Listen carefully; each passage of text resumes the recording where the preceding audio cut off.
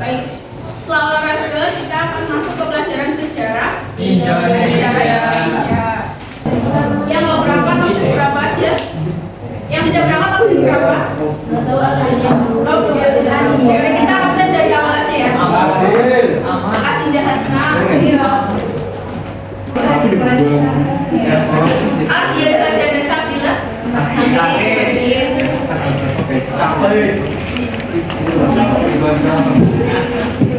terus Ardian, masih ingat tidak pertemuan sebelumnya itu membahas tentang apa? Kerajaan apa? Yakin Mataram? Apa saya sudah menjelaskan kerajaan Mataram? Pembelajaran kita kali ini itu masih ada keterkaitan dengan kerajaan Demak ya. Keterkaitannya apa? Nanti akan kita bahas lebih lanjut. Nah, sebelum pembelajaran seperti biasa kita mengetahui dulu apa yang akan kita capai dalam pembelajaran hari ini ya. Yang pertama itu melalui pemaparan gambar peserta didik dapat menunjukkan letak kerajaan Mataram Islam. Jadi nanti kalian melalui peta yang ada kalian sudah tahu, oh ini tuh letak kerajaan Mataram Islam. Terus yang kedua, dengan mendengarkan penjelasan dari guru, peserta didik mampu menjelaskan apa saja yang dijelaskan. Ada kondisi politik, kondisi ekonomi, kondisi sosial dan budaya dari kerajaan Mataram Islam. Terus juga yang terakhir, melalui hasil pengamatan dan penjelasan guru, mengidentifikasi sejarah awal berdirinya, puncak kejayaan sampai keruntuhan. Ini ada sedikit keperluan ya. Jadi untuk yang poin 2 nanti kalian melaksanakan secara diskusi. Yang pertama nih, ada yang pernah mengunjungi kota ini? Ada yang pernah? Kota gede, di mana kota gede? Betul sekali, Yogyakarta. Nah, kota gede ini merupakan ibu kota dari kerajaan Mataram Islam yang akan kita bahas hari ini ya. Jadi masih ada nih kotanya. Berarti kalau gitu secara tidak langsung Mataram terletak di mana? Di Yogyakarta. Betul sekali ya. Ini ada petanya dari Mataram Islam. Hati-hati antara Mataram Islam dan Mataram kuno beda ya. Saya lihat di tugasnya ada beberapa yang masih keliru antara Mataram kuno dan Mataram Islam. Jadi kalau Mataram kuno itu pada saat Hindu Buddha, tapi kalau Mataram Islam pada saat Indonesia masa Islam gitu ya. Jadi jangan sampai tertukar. Setelah kita tahu letak dari kerajaan Islam, letak dari kerajaan Mataram Islam, selanjutnya ke awal berdirinya. Tapi sebelum awal berdirinya ada permainan dulu. Seperti biasa ini preteks dari kerajaan Mataram Islam. Kemarin kan kalian sudah menggunakan beberapa sumber kan, harusnya bisa. Ini kalau ada kota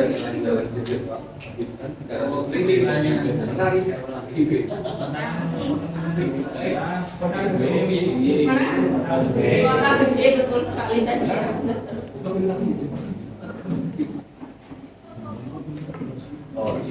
Iya.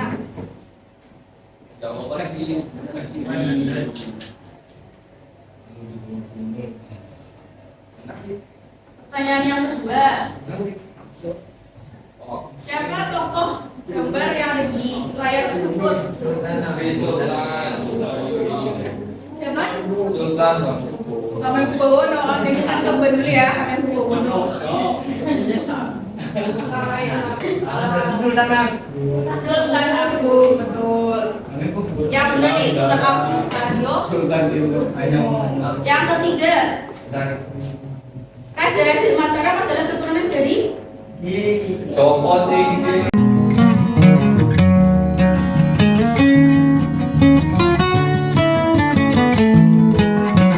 berarti awal berdirinya kerajaan Mataram Islam. Yang pertama, awal berdirinya kerajaan Mataram Islam. Terdapat keterkaitan antara kerajaan Demak, Pajang dan Mataram Islam. Ada yang tahu terkaitannya apa? Keturunan.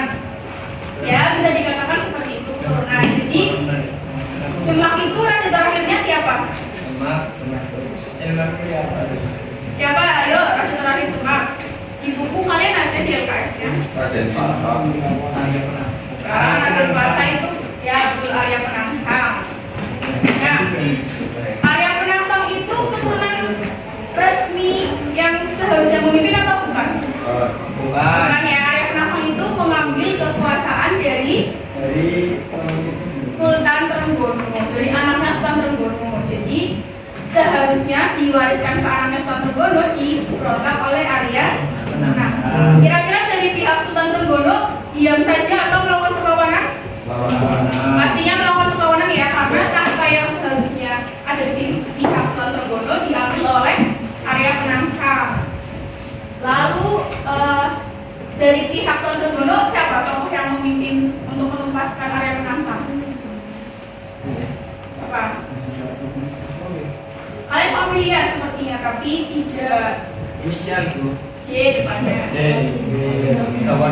Ya betul, Jawa Tingkir itu mewakili dari Sultan Trenggono untuk mengambil alih dari kekuasaan Arya Penangsang. Nah, setelah diambil alih oleh Joko Tingkir, dalam pengambil alih itu dibantu oleh Ki Ageng Pamanahan. Karena itu Ki Ageng Pamanahan diberikan tanah gitu ya, karena berhasil mengambil Arya Penangsang yang disebut kelak sebagai kerajaan Mataram Islam. Ya, jadi ada keterkaitan antara Demak, Pajang dan Mataram Islam. Pajang itu setelah Joko Tingkir menerima kekuasaan, mengambil kekuasaan dari Arya Penangsang, beliau itu mengganti nama dari Demak menjadi kerajaan Pajang. Karena ini Pajang sangat singkat sekali ya, jadi kita sudah bahas, nanti kalian bisa baca di buku LKS kalian masing-masing. Sekarang masuk ke Mataram Islam tadi, berarti awal didirikannya oleh siapa? Ya, Pamanahan, betul. Terus yang Ibu Panembahan Senopati. Nah, Panembahan Senopati ini siapa? Panembahan Senopati adalah anak dari Ki Ageng Pamanahan.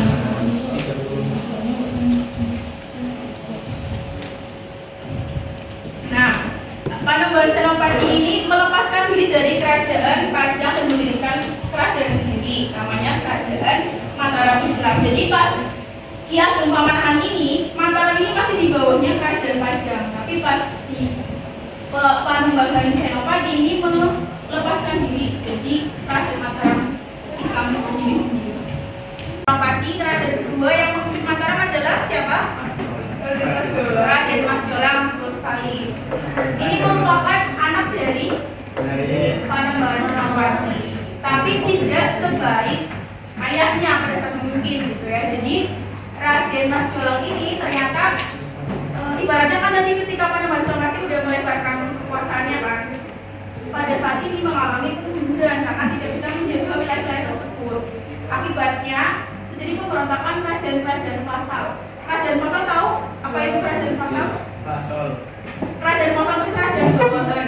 Jadi misalkan tadi kayak kerajaan Galuh, pada saat Panembahan Senopati memimpin itu di bawah kekuasaan Mataram Islam gitu ya. Nah, namanya kerajaan Galuh itu tetap kerajaan Galuh, tapi dia itu mengakui bahwa kerajaan Mataram Islam lebih hebat dari kerajaan Galuh. Nanti bayar pajak, bayar putih gitu ya. Itu namanya kerajaan vassal atau kerajaan bawahan dari Mataram Islam. Yang ketiga, kerajaannya ada Sultan Agung. Nih, tahun 1620 kan hampir seluruh Jawa di bawah kekuasaan Mataram Islam. Ya, makanya tidak salah beliau itu dijuluki sebagai raja yang membawa Mataram Islam mencapai puncak kejayaannya. Selanjutnya, Sultan Agung itu tidak hanya pandai dalam politik, tapi pandai juga dalam sastra kebudayaan. Contohnya membuat sastra benih dan surya alam.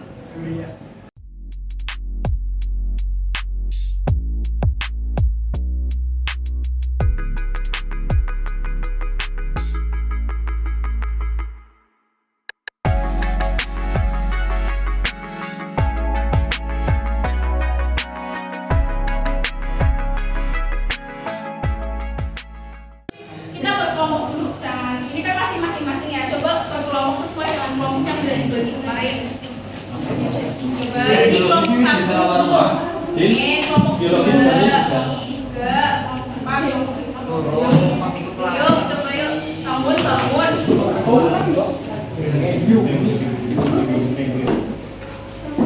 Urung Iya. 1, 2, 3, 4, 5. Limanya sini loh, Bu.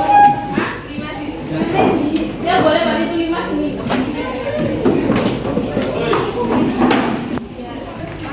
Sudah berkelompok masing-masing? Sudah. Ya. Dan dalam kalian berkelompok itu kalian bisa memperkaya materi kalian dengan beberapa bahan bacaan di sini ya, dari buku paket atau kita sebutnya e-book ya. Terus ada podcast juga. Kalian barangkali ada beberapa yang tipenya audio, jadi kalian cuma mendengarkan, belajarnya itu bisa pakai podcast atau yang visual lewat YouTube. Nanti juga ada linknya. Nanti saya share ya ke siapa? Dinda. Dinda ya. Iya. Kira-kira sama yang dapat ya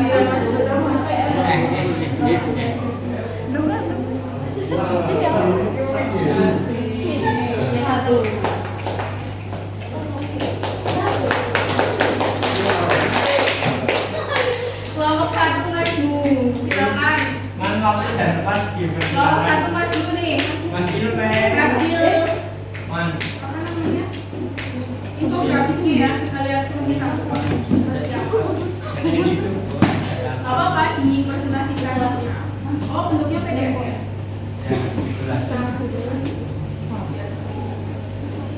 Oh, ini kalau teman-teman kalian mau lihat dia ada konsep geografis, kehidupan politik, ekonomi, agama, sosial dan budaya. Ya silakan maju. Kelompok 1. Semuanya. Iya, maju satu.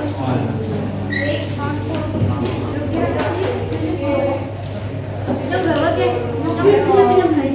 Yang lainnya udah makan ya? Ayo. Assalamualaikum warahmatullahi wabarakatuh. Waalaikumsalam warahmatullahi wabarakatuh. Kami dari kelompok 1 dengan beranggotakan saya Iwan Mulyawan Karim.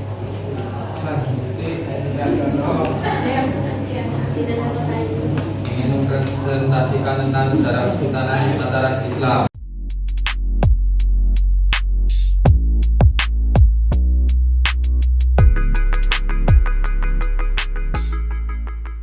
Satu dari daftar karena sudah maju. Oke. Kira-kira siapa nih yang maju selanjutnya? Siapa?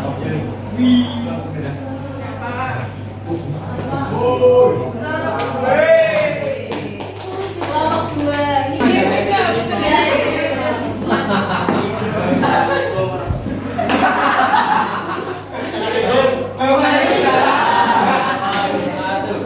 kayak mau pantun ya. Kami dari kelompok 2 ingin menjelaskan tentang sejarah Kerajaan Mataram Islam.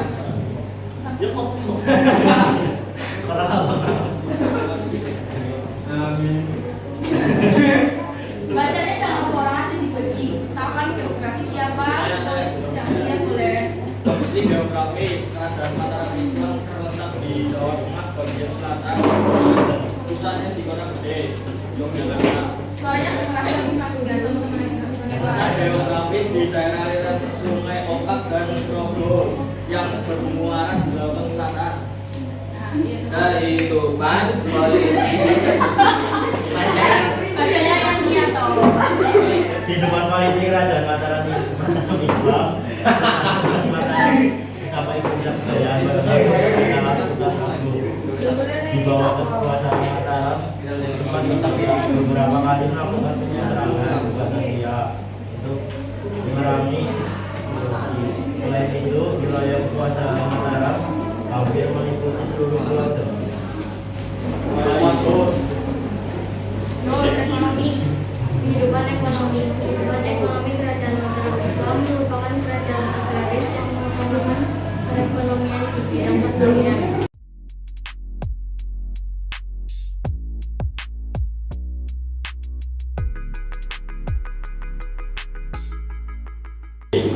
sosial budaya, kehidupan sosial, kehidupan masyarakat Kerajaan Mataram Islam masih bersifat feodal.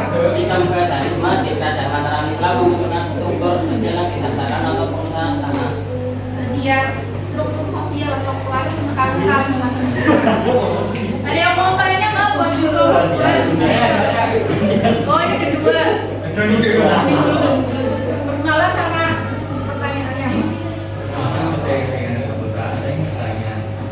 Tadi kan disebutkan bahwasanya kerajaan Mataram Islam itu menganut agama Islam. Namun pola itu cenderung sinkretisme. Boleh dijelaskan apa itu sinkretisme? Pertanyaannya ya. Apa itu sinkretisme dalam kepercayaan Mataram Islam? Aku baru jawab ya. Menarik. Oke, nama saya Siswa. Saya ingin bertanya, tadi kan disebutkan puncak dari kerajaan Mataram Islam adalah di Sunan Agung. Bukan salah satu faktor yang menjadikan kerajaan tersebut maju hingga bisa menguasai hampir seluruh pulau Jawa. Sinkretisme adalah suatu proses perpaduan gabungan kepercayaan atau aliran-aliran Ya, benar. Jadi sinkretisme itu maksudnya tadi bener ya perpaduan. Tadi kan ada Islam kejawen itu kan dia dipengaruhi sama agama Hindu, dipengaruhi sama agama Islam sama budaya Jawa biasanya. Jadi faktor-faktornya kenapa Sultan Agung bisa jadi raja yang paling jaya. Terus Mataram Islam mencapai seluruh pulau Jawa nih, hampir seluruh pulau Jawa kekuasaannya. Masa pemerintah Sultan Agung adalah memiliki nama dan militer yang kuat, memiliki lumbung pangan yang besar, jaringan perdagangan luas. Kita lihat di daerah pedalaman, Sultan Agung berhasil mengakulturasikan sejumlah kebudayaan. Yang utama militernya kuat. Terus juga yang kedua apa? Persediaan pangan yang kuat. Jadi kira-kira kalau sebuah kerajaan terus ekonomi yang kuat dia bakal bisa bertahan nggak? Bisa. Bisa ya. Itu aja berasa besar karena ada yang tahu alasannya kenapa nih? Alasannya. Jadi kondisi geografisnya tadi kan dijelaskan terletak di dekat sungai. Otomatis kalau dekat sungai tanahnya subur atau enggak? Terus juga di daerah Jogja itu banyak gunung atau enggak? Banyak ya, makanya sering jumpa kan. Nah, tanahnya itu kalau dekat gunung subur atau enggak? Subur, makanya cocok untuk pertanian. Jadi penghasil. Yang ketiga tadi apa?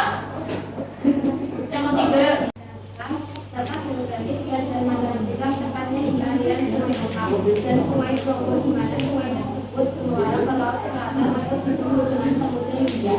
Gunung Merapi dan Laut Selatan ada hubungan terkait dengan sebagai daerah Mataram Islam.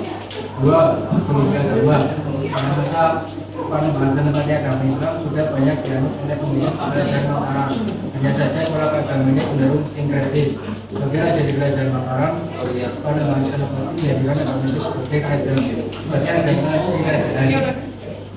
Ketiga, kondisi ekonomi kerajaan Mataram Islam merupakan kerajaan agraris yang mengembangkan perekonomian dan budaya. Mataram dikenal sebagai kerajaan penghasil beras pada masa pemerintahan yang keempat adalah kondisi sosial budaya dan sosial. Kerajaan Mataram Islam menerapkan struktur masyarakat feodal atau kasta. Struktur masyarakat tersebut terdiri atas golongan bendoro, priai, dan pemilik. Tentang budaya, kebudayaan kerajaan Mataram Islam antara lain berkembangnya tradisi berbuk maulud yang merupakan perpaduan kebudayaan Islam dan Hindu.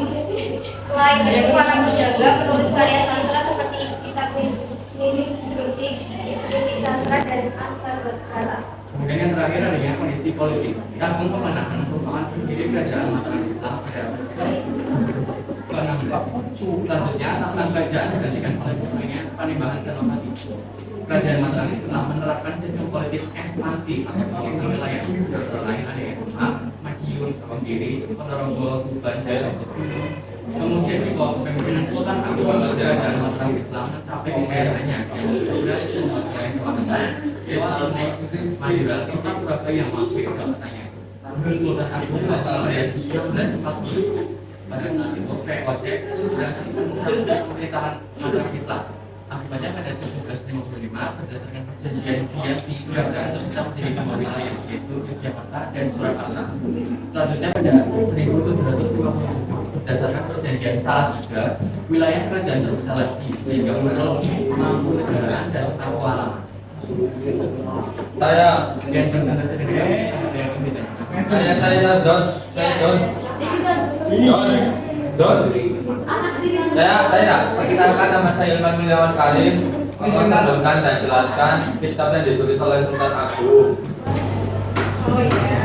Terus yang kedua banyak. Gimana cara ada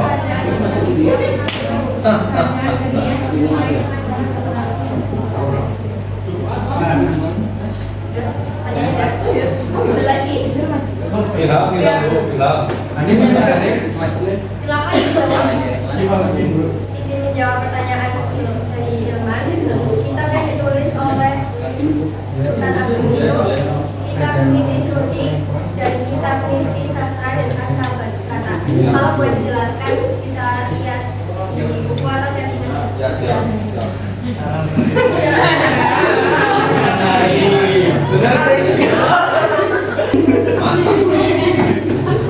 Yang kedua.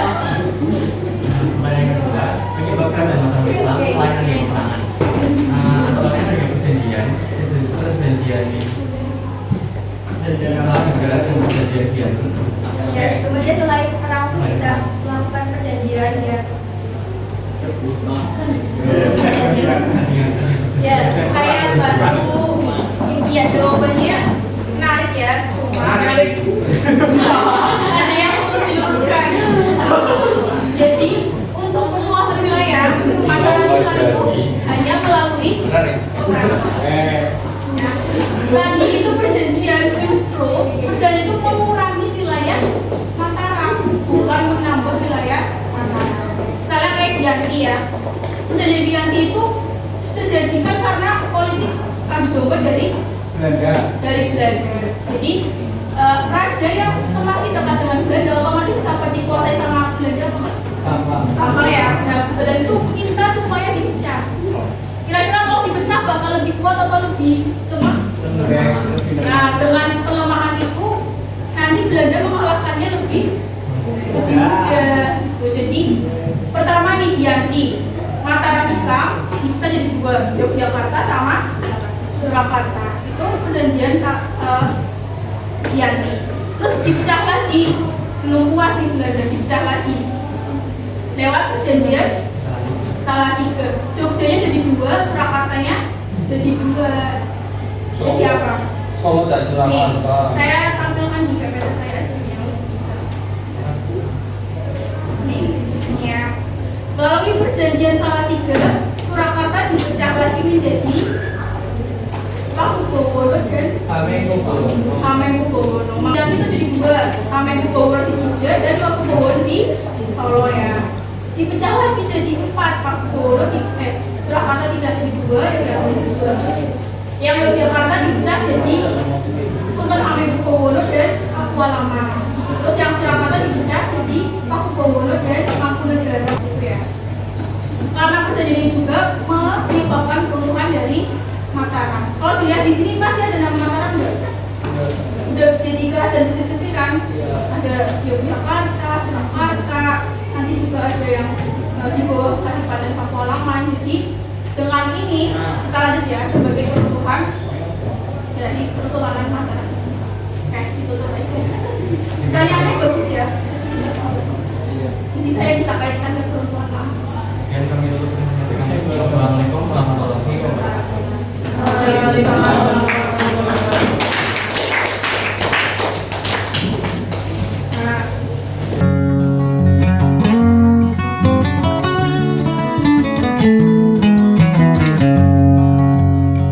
simpulkan dulu baru kemudian saya tutup. Jadi yang pertama yang disimpulkan apa? Pendiri kerajaan Mataram Islam siapa? Syekh Pemanahan. Terus mencapai puncak kejayaan pada masa Sultan Agung.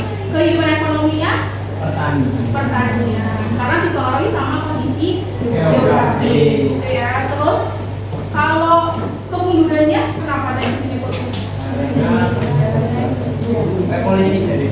Politik dari Belanda dan perpecahan di tubuh kerajaan Mataram Islam. Jadi antara raja itu saling